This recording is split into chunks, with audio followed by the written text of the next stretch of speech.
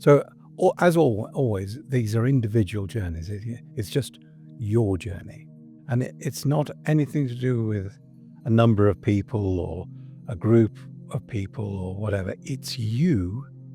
When you get to the real problem, you will remember what you were and what things were like prior to that problem automatically, because the truth is always true and the false is always false.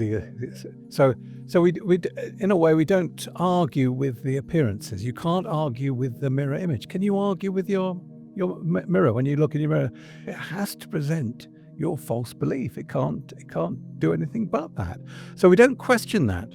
We have to go back. We have to close our eyes, stop looking at the images, and say, what is my real problem? What set me off into this state of fear and problems and difficulties that I've got? What set me off with this?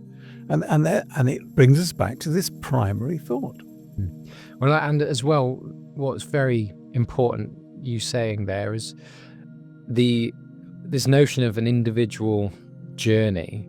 I think it may even tie in with Joseph Campbell and the hero with 1,000 faces and all that kind of thing.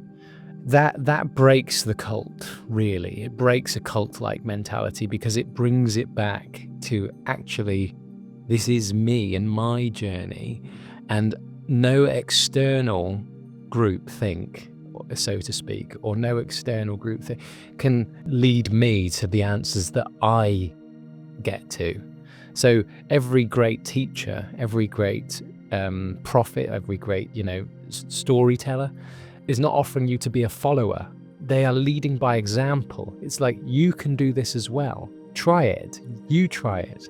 Don't follow me. Don't buy into everyone else and tell them that there's a hierarchy and that you need to do X, Y, and Z to achieve that. Like, no, here's what I've done. Why don't you try it?